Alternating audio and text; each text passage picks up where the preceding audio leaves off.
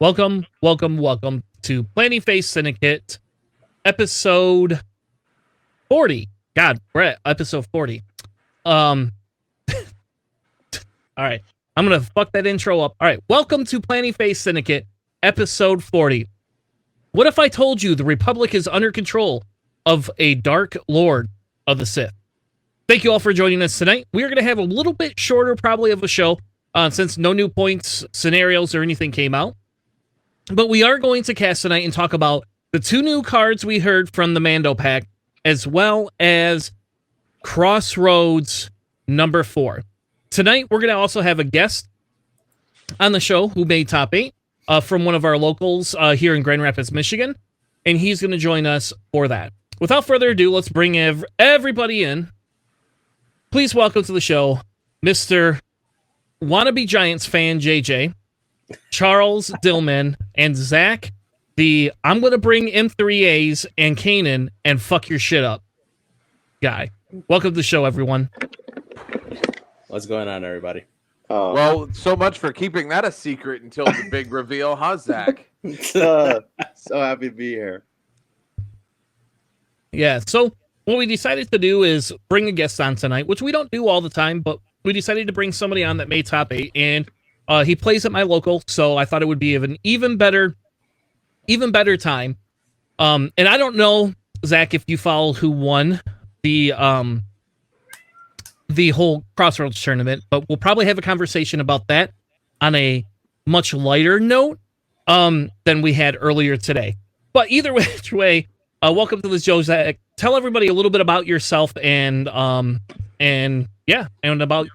your list, I guess.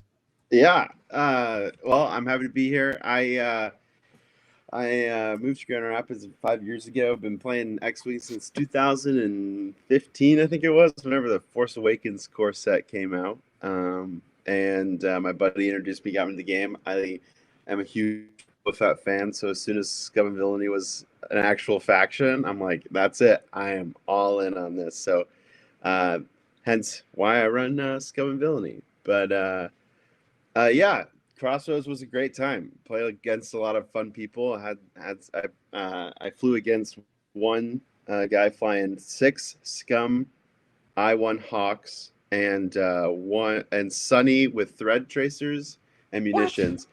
It was oh my gosh. A meme list, but it was hilarious. Did you say 6 Hawks? 6 naked I-1 Scum Hawks. I want to meet this individual because I didn't know anybody actually owned 6 Hawks in real life.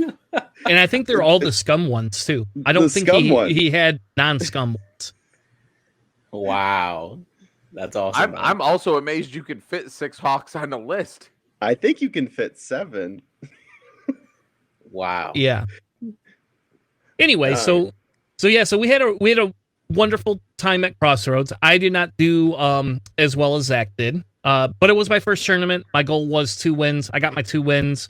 A couple of mistakes were made, and the one big list I feared was a Republic Swarm list, which somehow showed up out of the blue all over the place, and Republic just seemed to be shitty. It just shat all over everybody's day. It really did. I think there were 6 to 8 Republic Swarm lists total. Yeah. Yeah. I think it's because GSP deemed it like the lowest faction out of all of them, and then everybody thought of it as a challenge and brought it in for Crossroads. Yeah. Jedi Swarm or no most I think out of all of them, almost all of them had Warthog. Yeah, they had a lot. Mm-hmm. As the lat, and then it was a mixture of either like 2 arcs and a couple V-wings, or like Sean, also from our local group, flew that with 2 V-wings and 2 torrents, 2 torrents and an arc. So like it was just a mixture of what did you want to fit on your list? Yeah, fair. And in fairness, like I didn't know anybody was running this other than Sean, though he has kind of publicly ran it on a couple of the streams. And yeah, so the one list that I know beats a droid swarm most of the time is that list, because Warthog keeps all these I2s around no matter what, and it's got almost as many ships as mine, and they can all barrel roll minus Warthog. So and Warhog had Cody most of the time. Or it had, if it didn't have Cody, sometimes it had Cody, sometimes it had Ghost Company. It was just like, what's your flavor of the week? Either which way, it was a fun time. I will say, whoever gave the advice of bringing personal hygiene stuff did not listen to everybody else. Not everybody must listen to this show or GSP because, like, I mean, I deodoranted up at least twice while I was there. I combed my beard out, a couple times. Wearing a mask. Basically, it was they encouraged everybody to wear a mask and handed out tickets for it. It was 100 effing degrees in there. Seriously. I sweated from round 1 to round 5 the whole time. It was awful. But anyway, so whoever did not tell these other people to bring hygiene stuff really needs to tell these motherfuckers to wear, to at least bring deodorant or something. Because, like, by round 4, it smelled like a Magic the Gathering hangout. And I was like, what is wrong? I'm happy I had my mask on to, like, cover some of this other people's smell. It's horrible. So I'm gonna throw back to an old internet meme for those of us that have been around in this kind of community for a while. There was a guy who had been banned from Magic the Gathering tournaments that created memes where he would sit like with his hands like this in front of his chest next to players who were leaned forward playing Magic the Gathering, that their shirt didn't necessarily cover the waistband of their shorts. And he had created an entire album of people's like exposed cracks. And he was banned from Magic the Gathering tournaments because they thought he was taking pictures of like people's hands to try and research what they were playing. Completely missed the point of what he was doing. But it's entirely accurate for every tournament I've ever been at, that about midday, you start knowing who brought the personal hygiene and who didn't. That's for sure. Ugh. Where was this? Just out of curiosity, where was it played at? Was it played at Crossroads? No, it was playing at Family Times Games, I believe. Family Time Games in Indianapolis, Indiana. Yep. Okay. So I don't know if you've ever been there. I guess this is their 4th one. It ran very decently smooth. TTT, they must not have contacted the TTT owner ahead of time because they wanted us all to use it, and then it crashed every round, and every round we had to go up and turn our scores in manually. I don't remember what we used at LVO, but I don't believe it was TTT. I think they used something else at LVO. Yeah. But other than that, it actually ran very smoothly. It was very constrained in that space, honestly. But we had, 85 to 90 people there? 87 people, I think, total was the actual number. Wow. Yeah, Nice. plus, you had solid turnout. The 3 or 4 judges, plus, store personnel. And then they were letting people play in the front of the room, too. So it was very crowded. I will say I won my aces high with my Poe very aggressively. Flyboy or Commander? The one where you get the charge every round.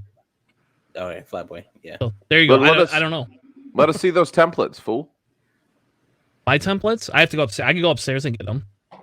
Why would you just keep all your X-Wing stuff with you? Because I haven't brought it downstairs yet. I got home and I cooked dinner for the whole family, did the dishes, started a little laundry, helped the kids. Your priorities are out of order. Came down here. Your priorities are clearly out of order. Anyway. So it was, I will tell you, it was a fun event. I will honestly say I'm very disappointed in myself for not going farther. The few mistakes I made, the 2 big losses were to Republic lists that, what are you going to do? They easily can handle my droid swarm. The loss to Vader and 2 things was and 4 ties was by 12 points. Defender Vader? Yeah. Or X1 Vader? Defender Vader. And what essentially the majority of it was a dicing type game, right? He gets 3 agility, he got all of his stuff. I could hit him, but I couldn't kill more than 3 ties. And but the last play of the game, like every time I could shoot Vader, like I got 1 damage on Vader. And then I had a decision. Either I go left or I go right. Vader's going to go one of the 2. If Vader goes to the right and I go to the left, I have nobody to shoot at.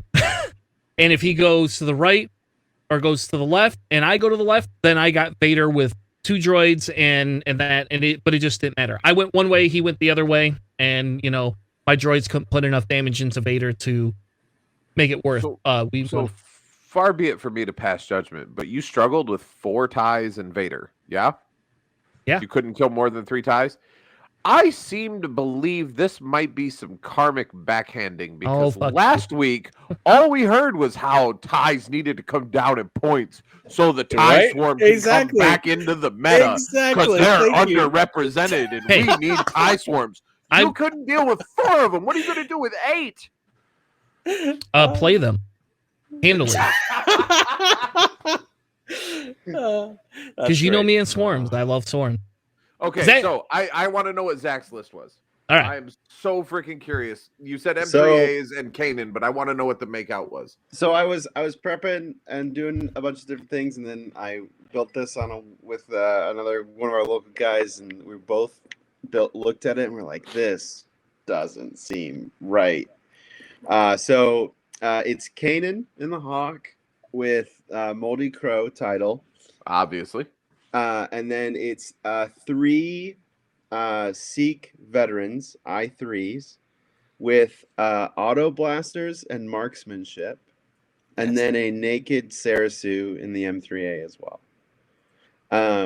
So it's, as I like to say, it eats damage and doesn't take anything, and then hits you like a bus if it is all set up correct.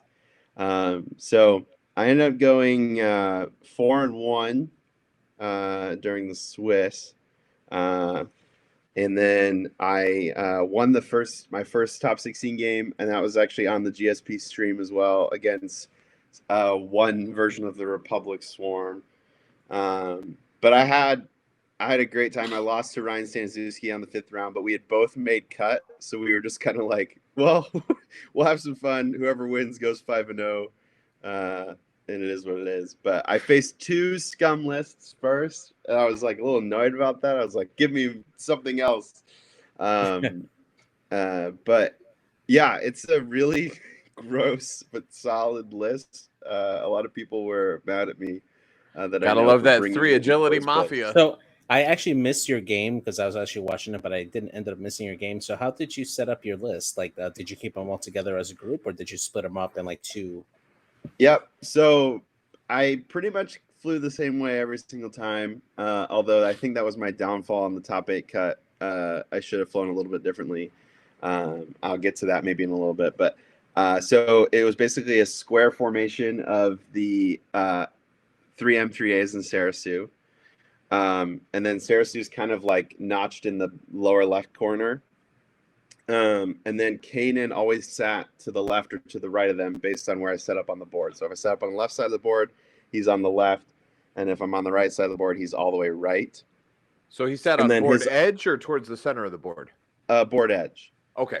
Makes sense. And then yep. So then his arc's facing in towards the M3As, but then he's also got his 3 dice primary out forward. Yep.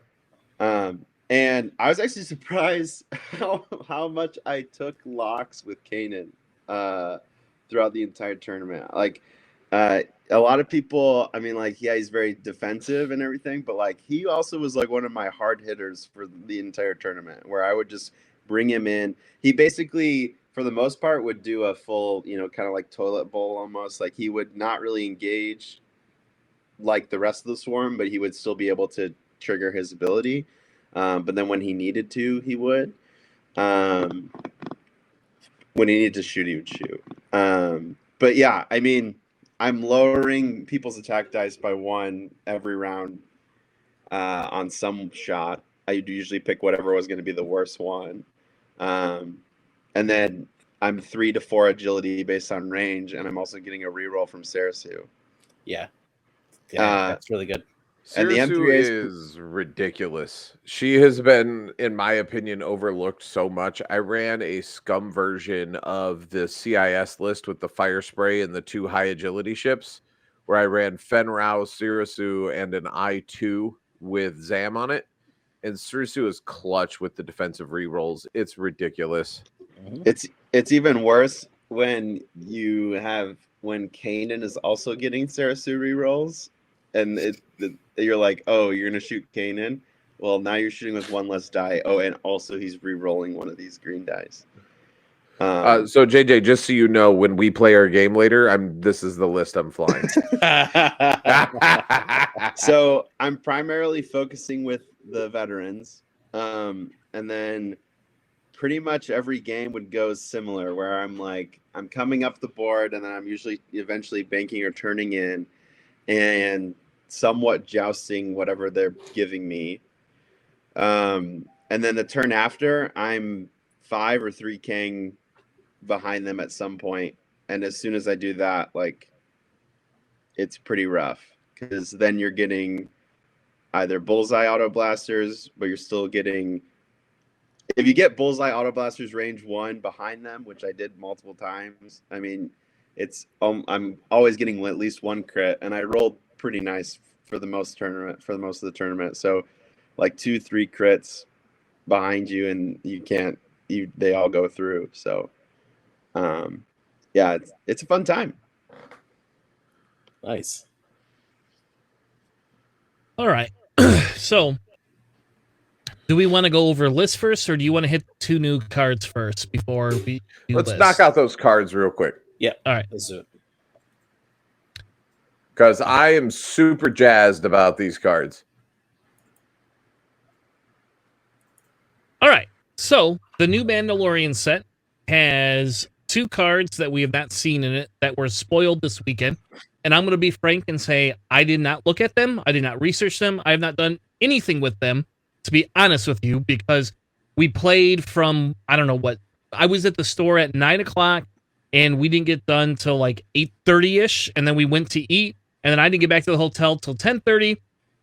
And at that point, I had a nightcap and a little bit of something else. And I slept like really bad, but I went to sleep right away. I was out. It was a very exhausting day. And then today we spent all day playing Aces High and then watching Zach lose because he didn't go aggressive against the Y-Wings. Calling it now. And by the way, it's really hard not to tell somebody, be like, hey, you should just do this.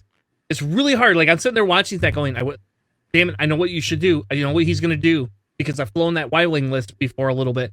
Like, this is what you should do. He's going to come in cautious. Anyway, but it was just I haven't had a chance to look at any cards at all. So one of the 2 of you get to take the cards and explain to us what the hell it is and why you like it. Sure. I'll start off with Enduring. I got this. Because You sure? they're scum cards, JJ. I got this. They're everybody's cards, man. Come on. This Yeah, is not a scum card, dude. So Enduring is a talent slot. While you defend, if you are not in... No, these are scum cards. I don't care what you say. Anyway, so while you defend, if you are not in the attacker's bullseye arc, crits are neutralized before hits. And then after you suffer a crit, you may perform a calculate or focus action on your action bar, even while stressed, treating it as a red action. So yeah, right? Your audio is whacked, bro. Again, just on a side note, I don't know what happened. Maybe it's just me. It could be just me. But either way, yes, just this encourages you to stay out of bullseye, which is pretty much what we want to do anyway, and giving you the ability to just, even while stressed, just rack up the focuses. Yeah, this is going to be fun. I am super, super geeked for this one, but the next one, this is where my heart is, because, whoo boy. So Notorious. Okay, hold on. Can we go back to this one? We haven't even Yeah, by all talked. means. By all means. I was just going to go through them and then we could talk about both. But by all means. Okay, all right, that's fine. We'll do that then. That's fine. So the first thing that jumps out at me for this particular card, this is basically anti-Greedo tech, basically, right? Because if you're not in the bullseye, you can cancel those crits before hit results. Which, if you're facing off against a boss that has a Greedo, and that's their only crit that they get, you can cancel out that particular result. That's really, really good. And if you end up suffering crit damage, you can perform that extra action that gives you that additional token if you do need it. Really good if you're only like taking a boost barrel action to try to get out of the arc and you have no tokens. This helps you at least get that extra token. Really good as well if it ends up just going to your shields instead of like your hull. That's definitely like the really good use for this. Now, just one interaction, because we have been talking about auto blasters. Auto blasters, if you are behind that opponent, this card does not work because the wording on it, you cannot cancel crits. Cannot is always takes priority, and when it comes to these types of interactions, but beyond that, still a really great card. The only other interaction I see being weird with this, and we get these occasionally, but kind of like Blinding Pilot completely shuts down Bosk until you can get rid of Blinded Pilot. There is that crit that allows you to not take any actions except for the actions that are listed on damage cards. And if you get that crit as the crit damage that you take, then the entire butt end of this card means nothing until you can get rid of that crit. Now, any other comments? Zach, how do you feel about this? I'm sorry. You can let me know my audio's coming here. Yeah, you want to reload. You sound like a droid again. Yeah, Roger. Not the good kind of droid either. Well, while we're waiting for him, I'm going to jump into the next card because the next card makes me so freaking happy. So, first and foremost, the next card is a talent, but it can only be played. Oh, nope. We'll let Zach talk because he's back now. Okay. Zach, how do you feel about Enduring? First off, the fact that it is just a talent and not a faction-based talent is pretty freaking cool. I have a feeling we're going to see this on a lot of B-Wings. I think you're going to see it on a lot of things. And it's not dotted. It's not dotted either, so everybody can have it. Yep. Yeah, I will say, just as a note, these two cards that we're looking at, only one of them, the ship only comes with one of each. So, well, I'm gonna have like 3 copies because I'm buying 3 of them. So there you go. No, I'd be curious to see how many stress tokens I can stack up with this card. No, you know who you're gonna see this with? What's the rebel card or the resistance card that everybody puts on Rey that allows you to just wipe your stress at the end of the turn? Oh my God! Han with this and Corsella. Yes, you're right. Oh my God! What's that? I'm going to do a blue maneuver and just wipe all my stress? Sure, I'll take 6 focuses in a round. Let's see what your droid swarm can do. Oh man, I didn't even think about that. That's. I mean, to be fair, it is an action, and you can only do this once per round. So yeah, fair enough. It's not giving you a token, but still. Yeah, but I mean, if you do one of those sloops and then rotate your arc, and you have already like 3 stresses on you, and take a 4th stress, and then just clear a Corsella the next turn, I think you're fine. Get contraband and just go hard, man. Yeah, exactly. Go deep. I feel like you're not going to see this on. I mean, yeah, we're talking about putting on large or big base, large base ships. Like, I feel like just because of the bullseye trigger for it, I feel like you're going to see a lot on like small bases for the most part. Yeah, definitely. Absolutely. But I mean, it can have a lot of play on those large base ships, even if you can't avoid the bullseye. Like, I mean, it doesn't matter if you can, if crits or not, right? Like, if you're not canceling crits anyway, and you take a crit, you still get the focus. So there's no downside to this other than if I'm not in your bullseye arc, then I cancel your crits first. Right? So there's an upside to the first half, but if I'm in your bullseye, I still get a free focus. So I have a question. Which works? Does marksmanship trigger before this? Or is it going to be player order? Well, no, so marksmanship triggers if you are in their bullseye arc. This is if you are not in their bullseye. All right, gotcha. So it's based on ship placement, not player order. There's not really anything that I know of that really triggers outside other than like Seavor.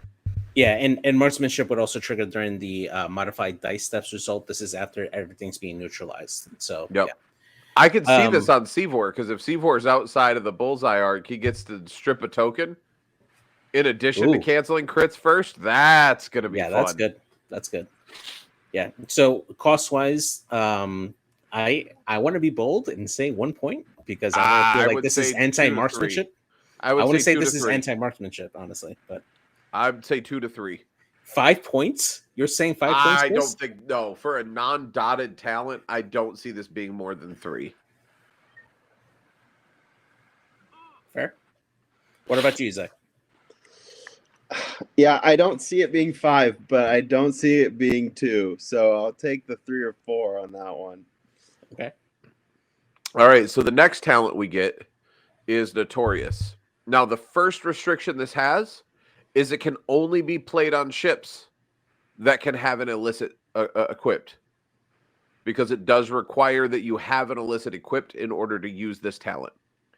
After you defend, if the attacker is in your firing arc, yay for 180 arcs because it doesn't say primary, you may spend 1 charge. If you do, the attacker gains a strain token. While you perform an attack, if the defender is strained, you may re-roll 1 blank result. This is going to be stapled to a lot of low initiative ships.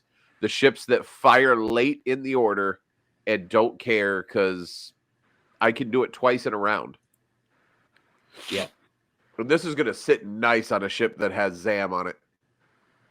So for me, and this is, just looking at those like really like fringe cases, this will actually be good on Lebo on the Rebels, because he has 2 illicits that he can equip. You can put over 2 modulators with this, which gives him calculates, which he can use constantly to mod his dice.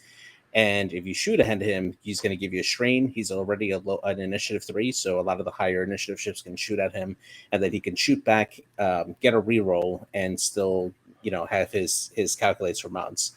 I think that's pretty good. The only I want to see this on a ship with like 000 that gets rerolls. Like I want to see this on like a Saj or on a stress bot ship. Like put it on Kashka Frost where I can stress Kashka. You and strain you and just wreck your day with red tokens. I'm in Dengar. 100%.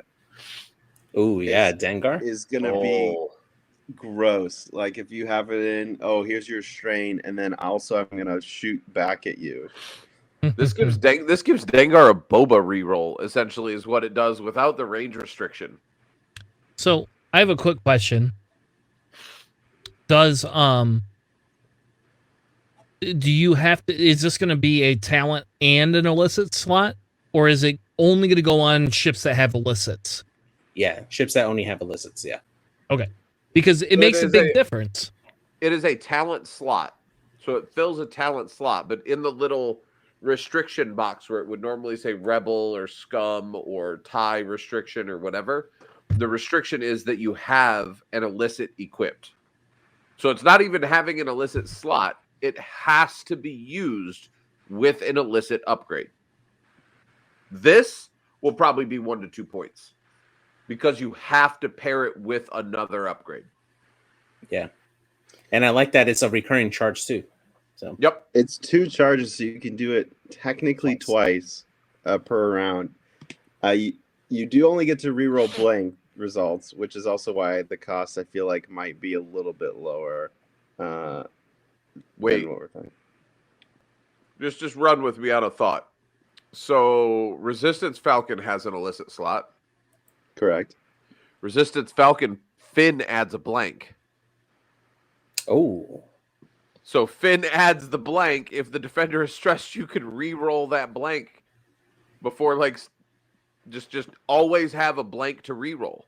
So you could just roll your dice normal, add the blank, re-roll the blank into whatever you get, and then spend tokens accordingly. Yeah. I like this on Chewy for Resistance Falcon, actually. Yeah. Yep. This is really good with Chewy. Yes, because Resistance needed more toys on the Falcon. That's what we needed. We need a stronger Resistance Falcon. Does that Falcon even have a illicit slot? Yeah. Yeah. In Resistance, it does? Mm-hmm. Okay. Then I like it on Chewy, and I'm happy I own Resistance, so. All right. So, I guess what we priced the other one. Let's price this one. Is this also 2 to 3 points, JJ? Yeah, I agree with Charles. This has to be about 2 to 3 points, mainly because you do have that requirement of equipping an illicit slot.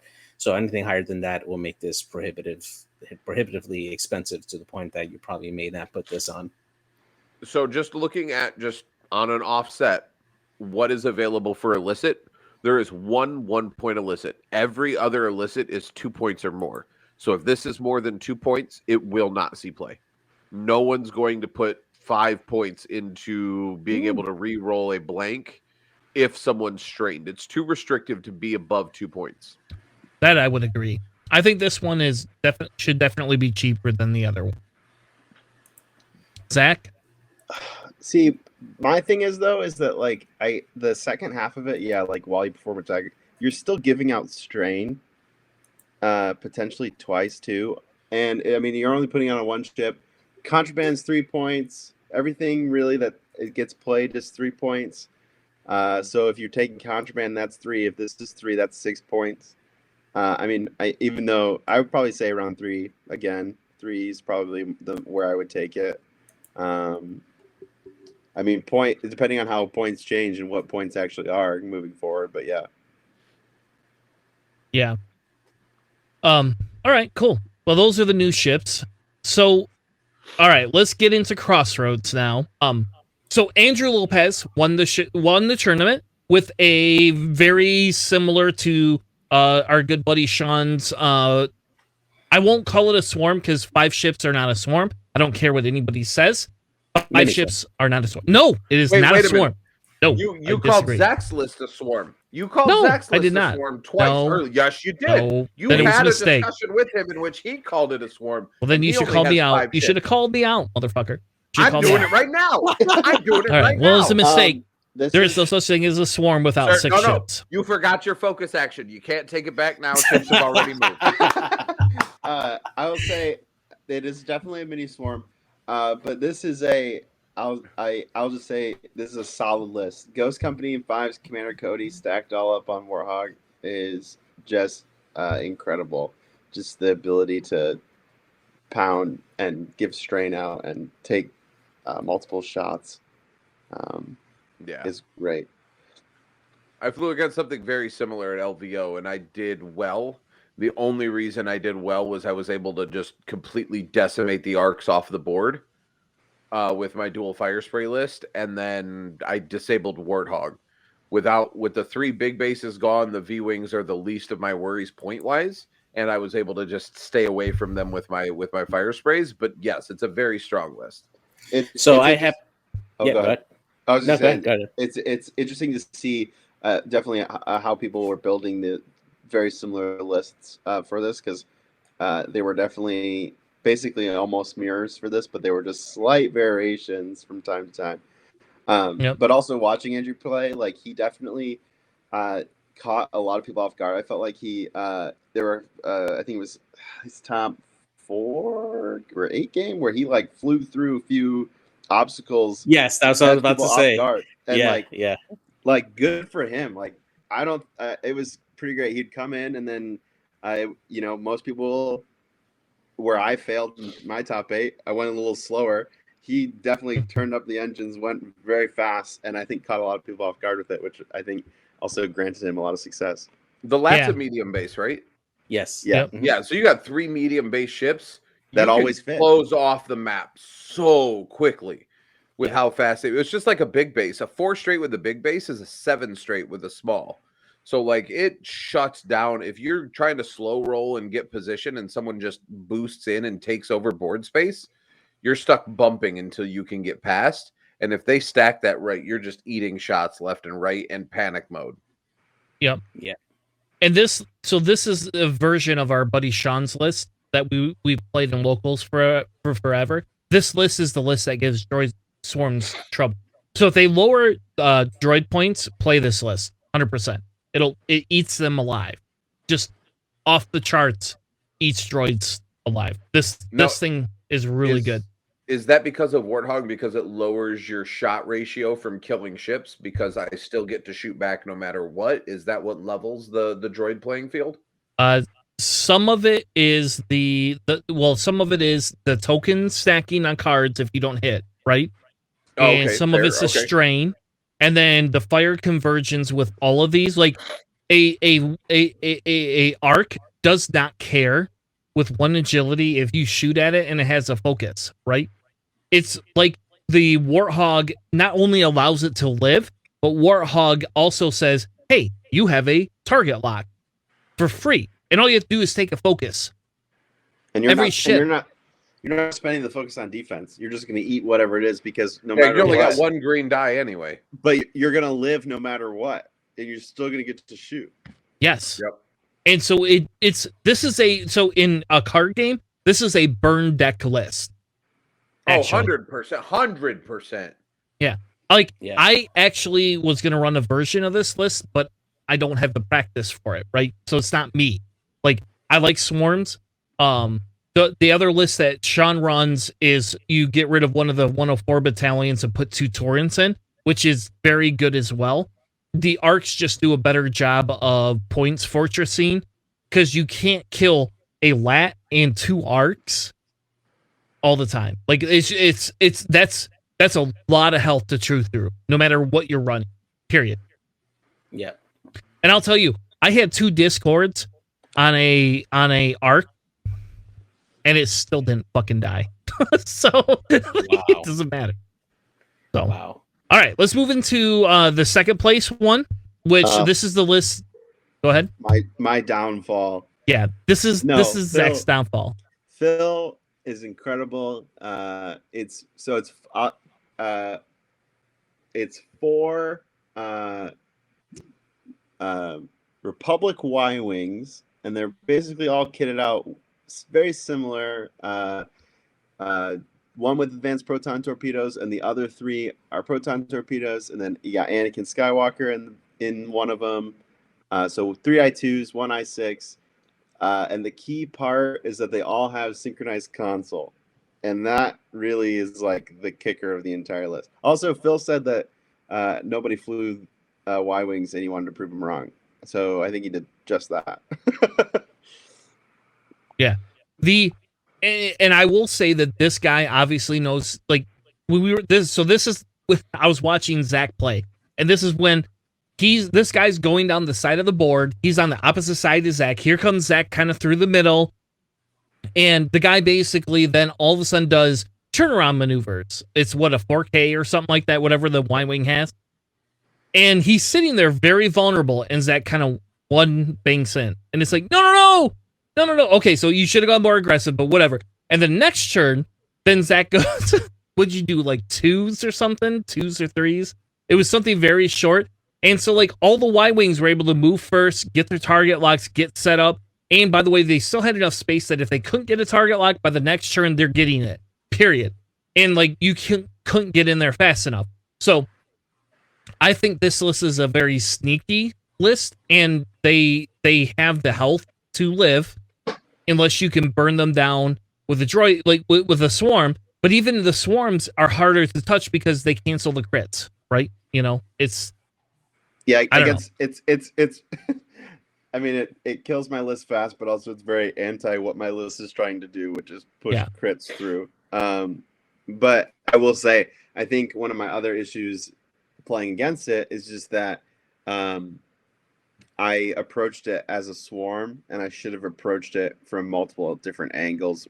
I should have let my ships be less of a swarm, especially for that game, just to be able to get the position that I needed to get what I was trying to get out of it. So, yeah, but no, very solid list. Obviously, final table.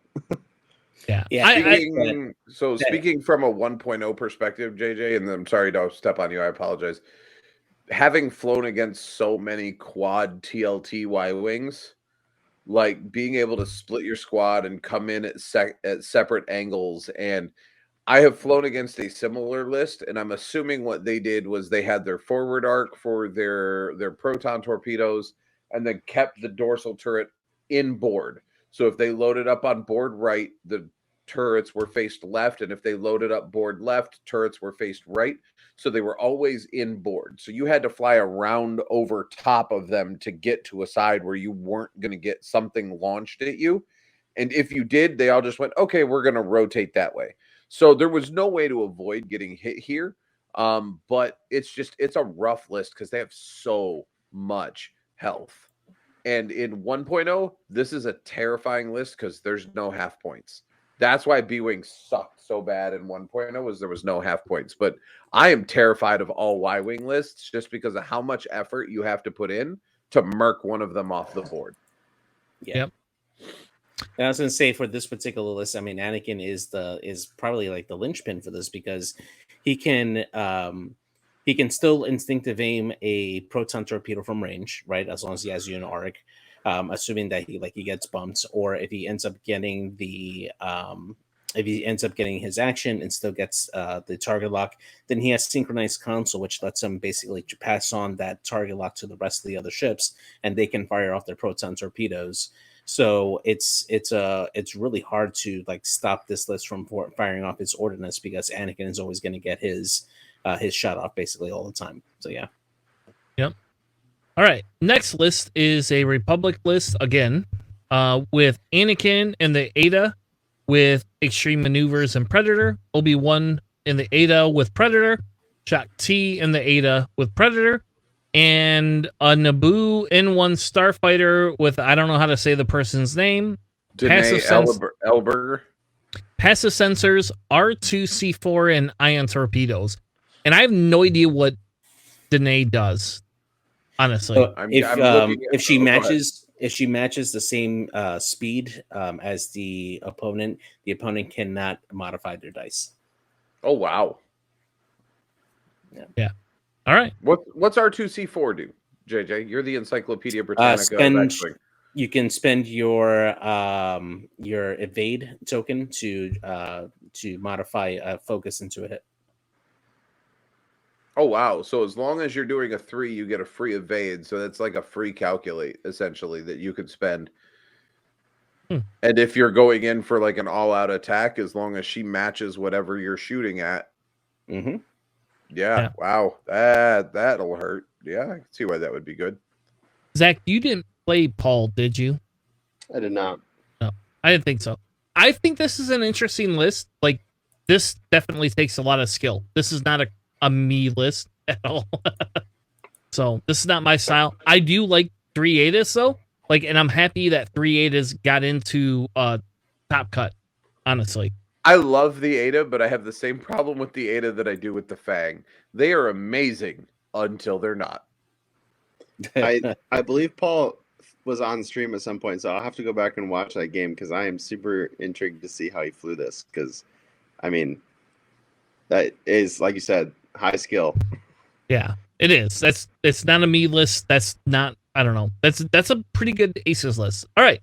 Next one was Marcos Leggett, another Michigan familiar. And he ran Vader in the X1 with Afterburners, Soontir Fel with Predator, Wampa, and 2 Academy ties. That's a very 1.0 feeling list. Yeah. Minus Afterburners, because Afterburners didn't exist in 1.0, but like that's a very 1.0 feeling. Yeah.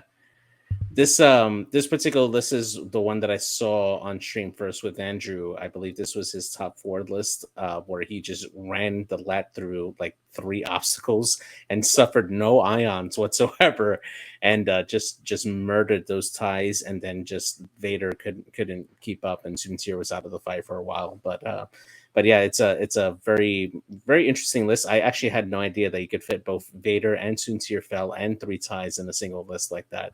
That's a really interesting list. Yeah, buddy. That's terrifying. All right. Next one is Mark Worrell. Who wants to take it? I got it. Oh, go ahead. This is first order. This is 100% you, JJ. Yeah, I got it, man. Yeah. So Mark Worrell flying on Aces style list here with Kylo Ren in the silencer with extreme maneuvers, sensor scramblers, and ion torpedoes. Major Von Reg with Daredevil and Prockets, and Breach with advanced proton torpedoes, Connor nets, and electroproton bomb.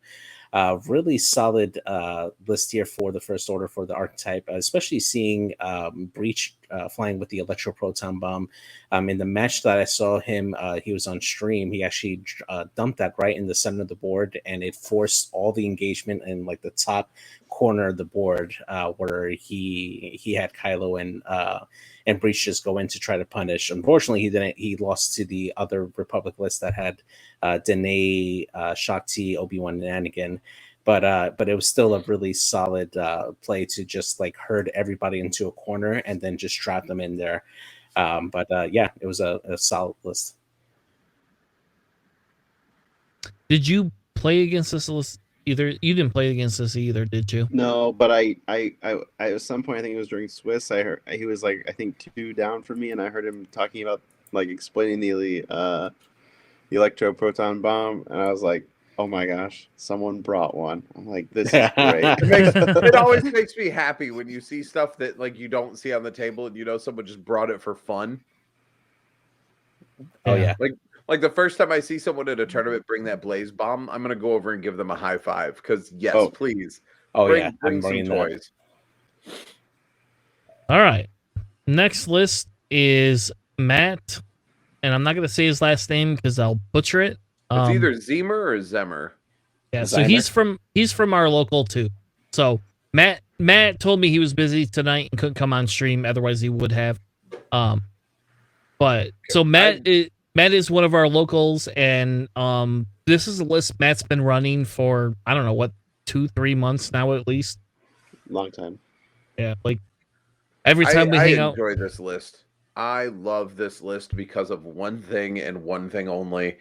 I love anyone ballsy enough to bring a U-Wing, because a U-Wing is just a really big bullseye. That's what a U-Wing is. That is a damage absorption ship.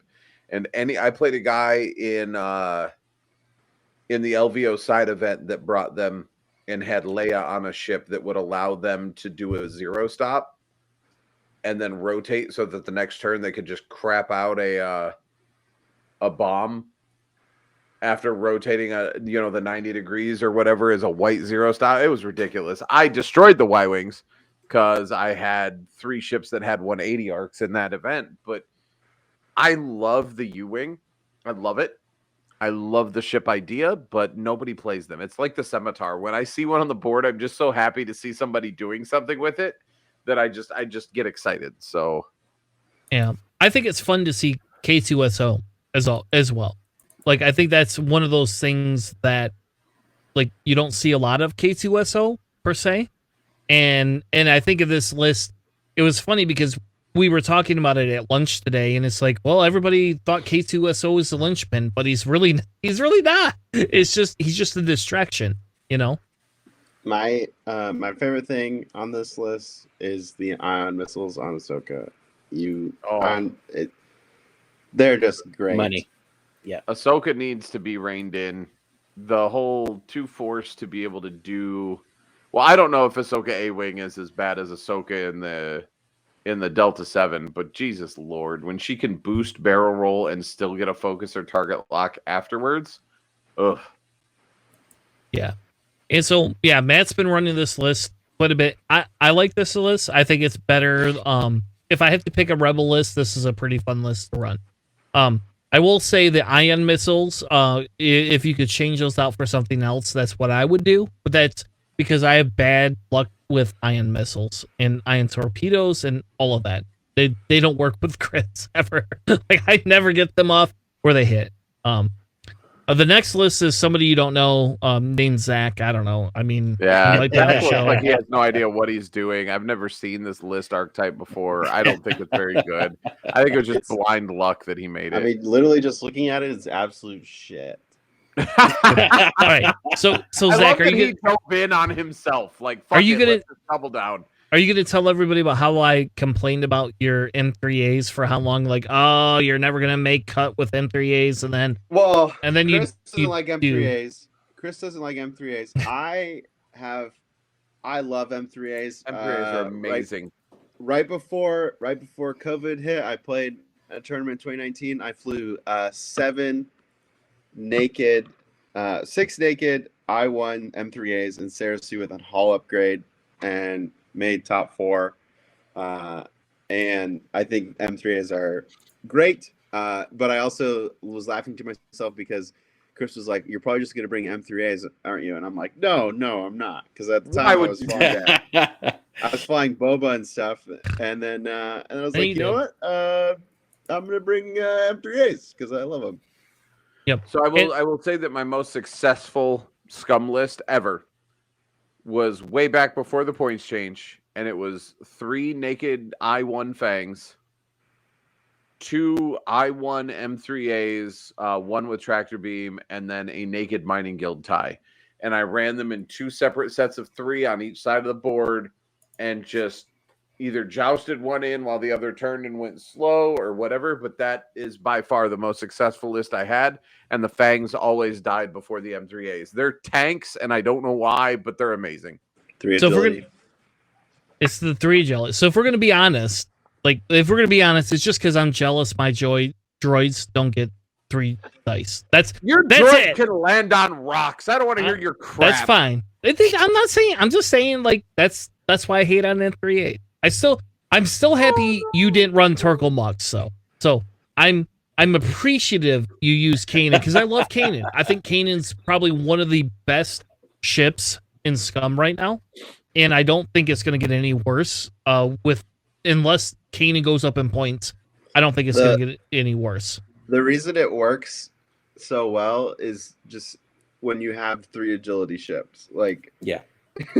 I mean, With the reroll. like you throw them on with like Bosk, it doesn't really work as well. Like people have done it, but like whatever, he's still probably going to take damage. I mean, 3 agility ships with a Cersei reroll as well. I mean, come on, I think just going through, I'll say, I think game 1, I think I lost an M3A. I think I lost maybe an M3A every round during Swiss except for my last game. It was either like Cersei or just a regular M3A. So Or Zach, they just didn't between you and I, and I'm just going to call this out on the stream right now. Any week that you draw Chris, I will cash app you $20 if you play Torkel Mux against him. I'm just saying. I will make it worth your while to piss him off as often as you can. Sounds good. Hey, Zach. I promise not to find a Torkel Mux counter if you give me 10 out of that $20 from him. And I'll play you. And we could take pictures and pretend like we're doing fun for Charles. I just want 50% of Charles' money. That's all. We'll talk. All right, good. We got it. So, but in fairness, Zach, I do kind of like this list quite a bit, and I do think that I really was kind of sad when they upped the M3A cost, personally, and I tell you, this is definitely a better list than your 5 M3As that you're running for a long time. Like this list, like hands down, like Kanan. Holy shit. Kanan is just one of the best fucking ships in the game right now, in my opinion. Look, I'm convinced that there is scum discrimination. And the reason I will say that we're going to move on. We're moving on. No, because, and I'm going to jump on a board with you. Dash has been a problem for freaking ever. And I hate him more than I hate Torkel Mux. Nobody touches Dash's points, but Boba gets too strong. Boba's going to lose a crew slot, and he's going to get smacked. Oh, M3As are strong? Let's make them more expensive. Anytime Scum does something to draw attention to us, we get a point shift. Dash has been problematic since 1.0, and people are just like, no one plays him. It's fine. The one last thing I'll say about my list, which was fun, was half points is 17 on all those M3As. And you have to work so hard to get it there too. Yeah. The only reason I think I placed where I placed in Swiss was just literally because of MOV. Because like you've have 2 M3As. Here's 34 points.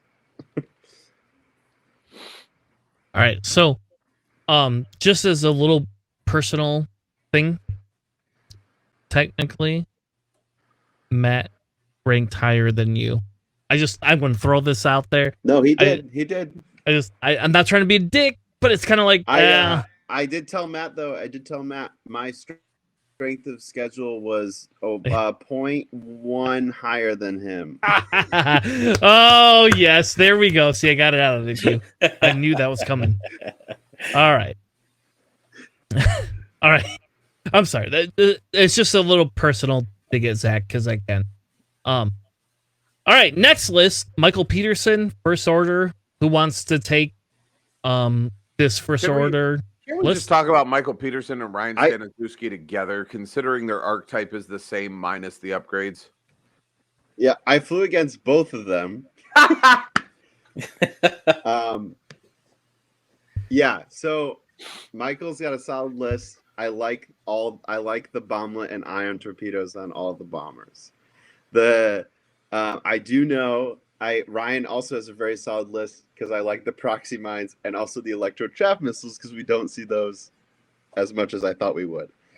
Both of the big difference is the Kylos, in my opinion, which is they got to actually face each other round 1 top 16, which was interesting. And Michael did, I think, beat Ryan. But I mean, it's a solid list either way. Kylo and 3 bombers, I'll take it any day. Did you face Michael in Swiss then, right? Yep. How much did you win by? All right, you got to look it up. Zach, were you the only scum player right that here. made top 16? Looking at the lists. Yeah, based on what I see here, Zach is the only scum representative in top 16. Yeah. Michael and I were 200 to 68. Yeah, your list decimated. But then you lost to Ryan. Then I lost to Ryan.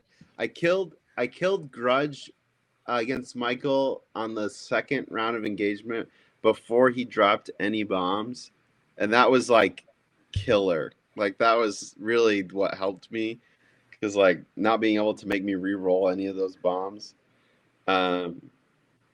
helped. Yeah. So both very solid. Ryan did go 5-0 in Swiss with that list, which is not surprising. Ryan's been running that list in other online things for quite a while. He runs it very well. Other side note, Ryan wore his GSP belt the whole time. And like that was pretty cool. Like the big WWE title Yeah. belt. Oh, yeah. That's, wore it right on. That's such a psych move. That's so amazing. I love it. Yeah, that was pretty cool. And Ryan's a really nice dude. We hung out with Ryan, had dinner with Ryan and a bunch of other people Saturday night. So did you guys play any rounds of Secret Hitler? No. Oh man, that's the best part of X-Wing in person when GSP or Fly Better is involved, is the after hours Secret Hitler. No, we played. What did we play, Zach? Dice Thrones. I was gonna say, did you play Loop and Chewie? No. We played Dice Thrones, which, by the way, me and Brendan beat Zach and Matt at Dice Thrones. Just saying, not by much, but we did 4 points. Well, to be fair, his strength of schedule was 0.1 higher.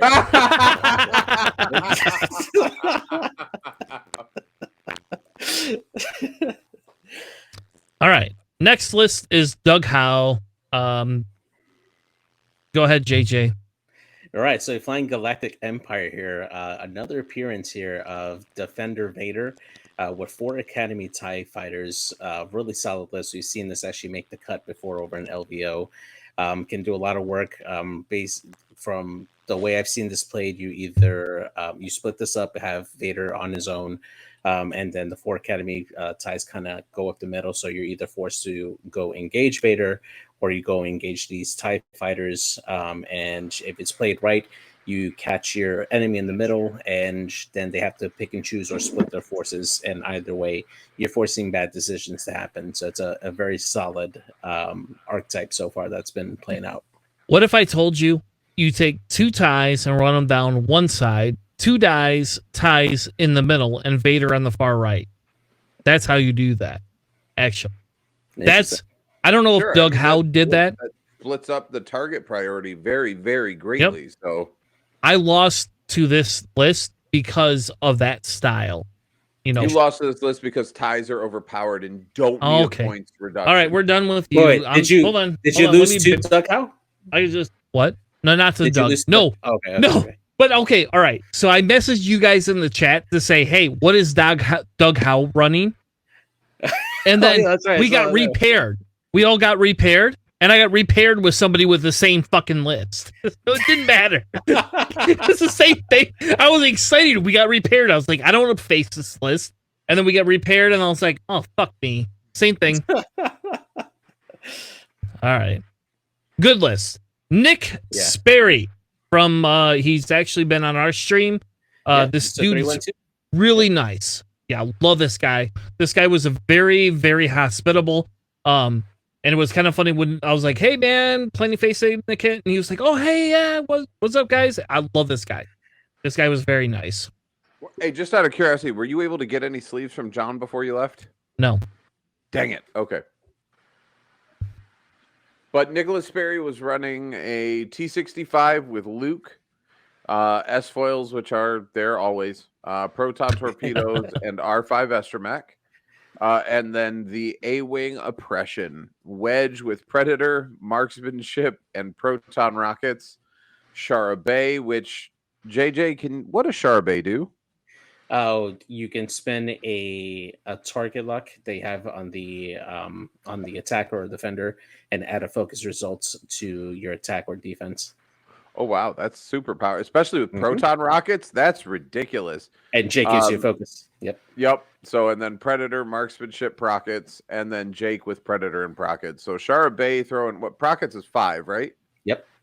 Yeah, so throwing 5 and then adding a focus, and then Jake has passed you a focus, so that's a 6 dice. That's Shara is Fen Rao and an A-wing. That's what Shara is. That, ooh, I like that a lot.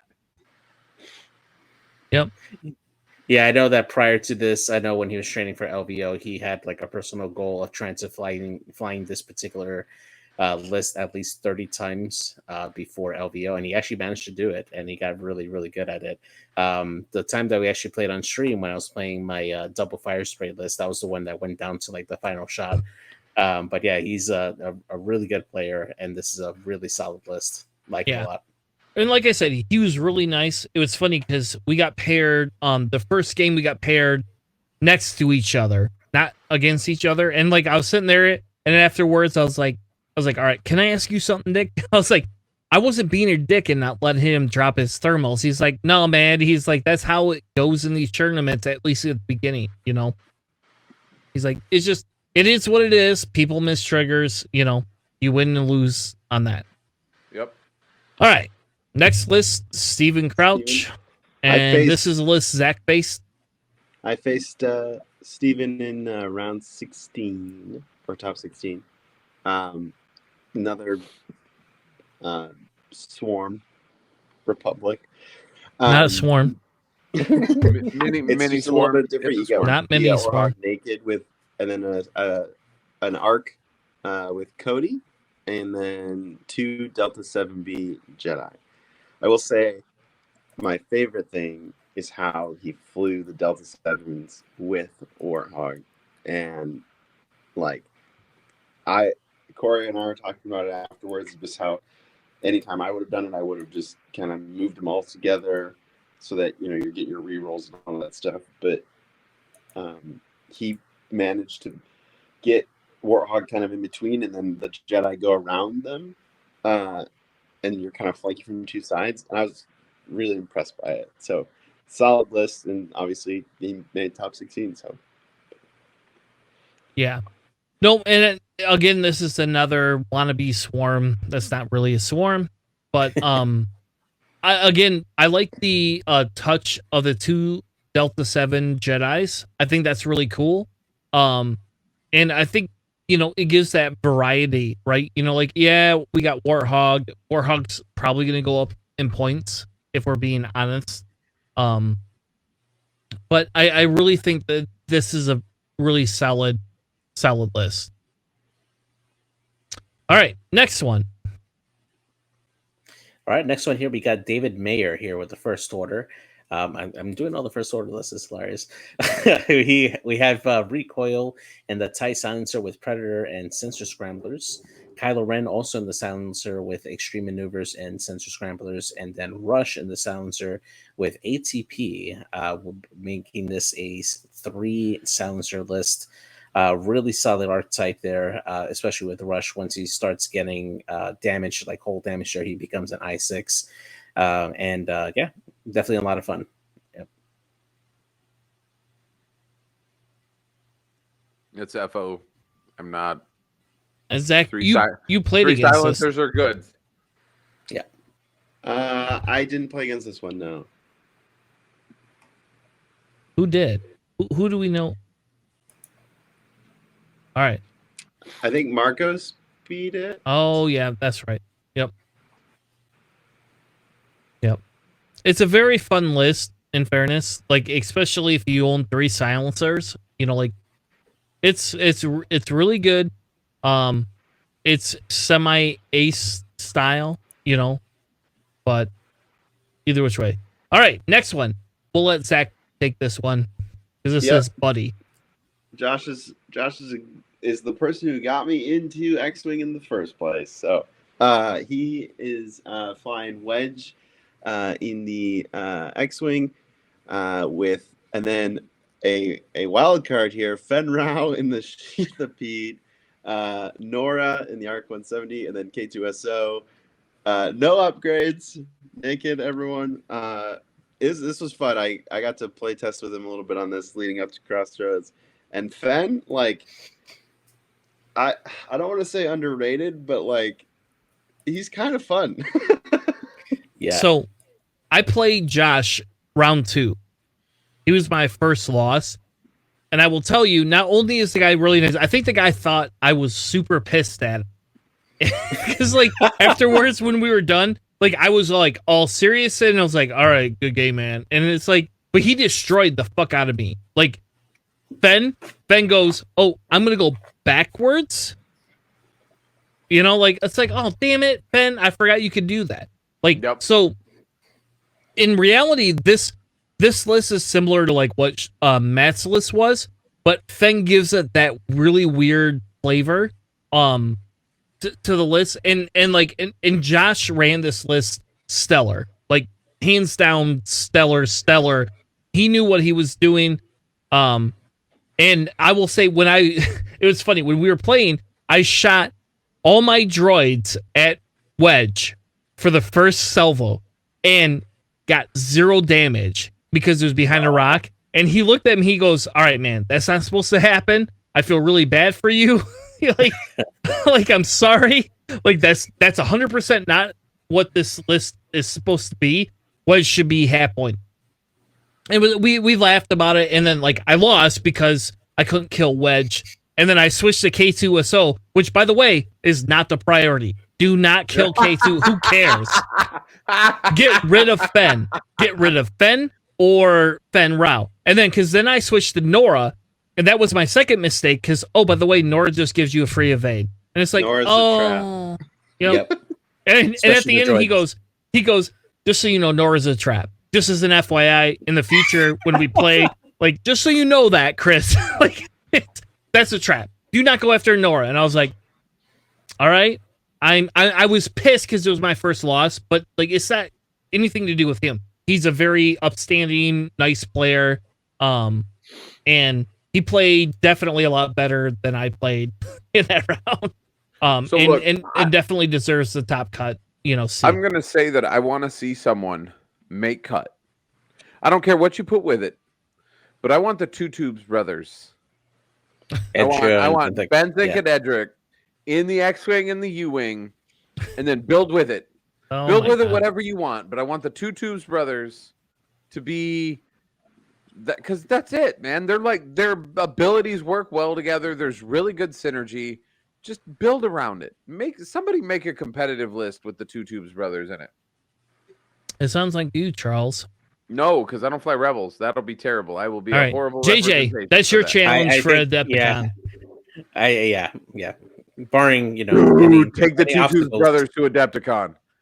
Now, here's the thing: Adepticon, assuming all the the rules and everything come out, we're going to be dealing with scenarios and everything. So that actually might be something to consider. Yeah. All right. So just as an FYI, next Friday is the rumored release date of everything. So next Sunday is going to be jam packed. We are going to cover scenarios before we cover points because I'm more excited about scenarios for Adepticon because we have 1 month to prep. Yeah. Are you going to Adepticon, Zach? I haven't officially bought my ticket yet, but I'm hoping to. All right. So the rumor has it Zach's coming with me and Corey and Sean and JJ. So just out of curiosity, he's sitting right here. I And know. you I know. asked him if he was going to go. He I said, I know. didn't buy my ticket. You're like, the rumor is you're going to go. He's sitting right here and said he doesn't know. How is there a rumor for the person that's sitting right here? Because I'm trying to con him into coming with us so that at least I can feel pride in the fact that somebody wins something, even if it's not me. If points don't change too much on my list doesn't seem like a terrible objective-based list. Yeah. So in our locals, we're switching to objectives in 2 weeks. As soon as they release them, that's all we're gonna play until Adepticon. So, all right. Next list, because we're really far over time tonight. 2 more. Yep. And then we're calling it quits for the night. Unless you and Charles want to play, and you guys can play if that's what you want, and I'll stream you guys playing. We're over. Yeah, all right. we're over. Yeah. Right. That's what I figured. Who wants the Empire list? I got it. So we got Brody Walworth here in the Galactic Empire, flying something similar to something that'll be in like Ollie's like wheelhouse. Has the Grand Inquisitor and the V1 with fire control system and ion missiles. X1 TIE Advanced Vader with Malice fire control system and afterburners. That's a crit machine right there. And then Soontir Fell with Predator and shield upgrade to make him extra survivable when he blanks out. This is a really solid aces list here. 2 i6s and an i5, and you're gonna have a lot of trouble pinning this list down because they can do all the maneuvers basically, the boost and barrel roll whenever they need to. So yeah. I thought Road killed aces though. No, lies. It only made them stronger. To kill aces since 1.0. We can't do it. But we tried to strike them down, and it only made them stronger. Than Absolutely, they have the high ground. They have the high ground. Yeah. I'll just go with Gregory, unless anyone has anyone else on this one. Gregory, I mean, it's the same. It's literally we're on the third one in the top 16. That shows you how many people flew it. Warhog mini swarm, except so instead of, and similar to Steven's list, but instead of having the I3 Arc 170, he's got the Initiative 1 with R4P, so that allows him to spend charge and do a basic maneuver, either one lower, so your whites or blues and all that stuff. Your red, whatever they have, turns, I think, are white. Yeah, the red 3 becomes a white 3. And then Commander Cody is on Warhog. I mean, again, solid structure, and you're probably hitting pretty hard on that one too. Yeah. I don't know. It was fun. Zach, did you have fun? I had a great time. I literally had a great time. My plan was to go 3-2, and I did a little bit more of that. And so as soon as I had 3 wins, I was a little bit more for the fun of it. Let's have fun and see what we do. So I had a great time, and I think it was a great event, and everyone I met was fantastic. So, yep. And I think the real winner here is in-person X-Wing, right? Like, I played on TTS. I do probably better on TTS, but in person is so much more fun.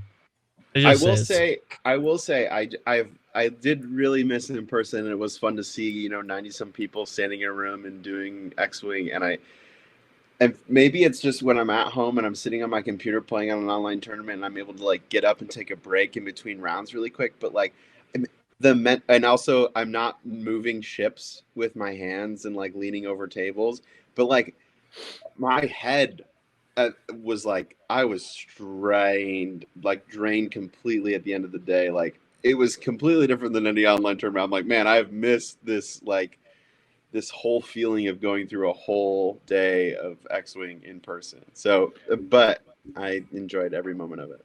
I told Chris before LVO, and Zach, you can chime in on this because Chris had not done an in-person tournament yet, and he was supposed to go to LVO, and I had told him it's an endurance sport. It is 100% an endurance sport. It is about mental clarity at round 4. Once you hit round 4, because I did regionals in Detroit, and regionals in Detroit started at 8 a.m. and cut happened. There was no second day. Yeah. It was single day. You did 6 rounds of Swiss followed by cut. You were there until midnight, 1 o'clock, 2 o'clock in the morning after starting at 9 a.m. Like, it was the worst. It was terrible. Yeah, the last regional I did back in 2019 before COVID hit, I was down at 9 in the morning and I made it to the top table, and we started at game at like 2 in the morning. Yep. It's exhaustion, pure exhaustion, man. Yeah, the top table just becomes whoever can stay awake the longest at that point. Yeah, it was a 2-hour final too that went to time. Nope. Nope. Yep. Well, all right. Well, thank you all for joining us. We will hopefully have next Sunday new points and new rules and new objectives. We will cover objectives first. Period. That's 6-hour streamcast next Sunday. No. Well, I'm up for it. Are you really up for it? Yeah. Oh, okay. As far as I know, I got nothing going on. If all the points and everything drop, we might need more than 2 hours. Okay. So we'll X-Wing podcasting is a endurance sport. That's all. There you go. Hey, Zach, you gonna join us for an 8-hour stream? There you go. I don't think I'll be able to make that one, but I wish you guys all luck. I'm ready. Let's do this. All right. Anyway, Zach, thank you so much for coming on. It was a pleasure to have you. You are definitely an inspiration for the Scum faction more than other people are. But sorry, Charles. Anyway, No, you're not. I am. I'm not trying to be a dick. Hey, dude, do me a favor. Make cut with something that's not CIS, and then we'll talk. All right, fair enough. Anyway, we're gonna end the show. Zach, thank you so much for joining us tonight. It was a pleasure to have somebody on, especially because I know you, right? Like, and so for me, the weekend was bittersweet. Yeah, I didn't get into cut, but I got a bunch of people I know that they won, right? And so for me, that's a very awesome moment to say, hey, look, all these people we hang out with all the time, they got to make cut.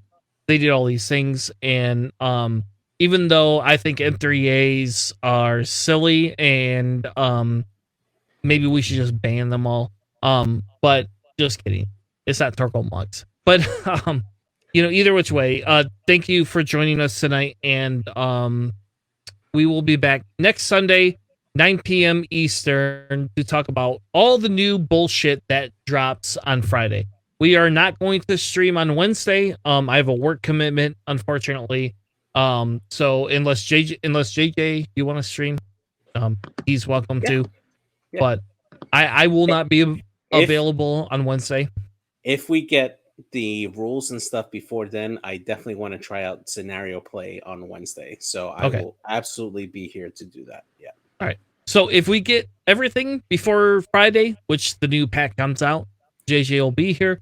Otherwise, next Sunday we'll be streaming and vomiting all the new content as it happens. Thank you all. Have a good night, and we'll see you Wednesday, maybe. If not, we'll see you Sunday. Have a good night, everyone.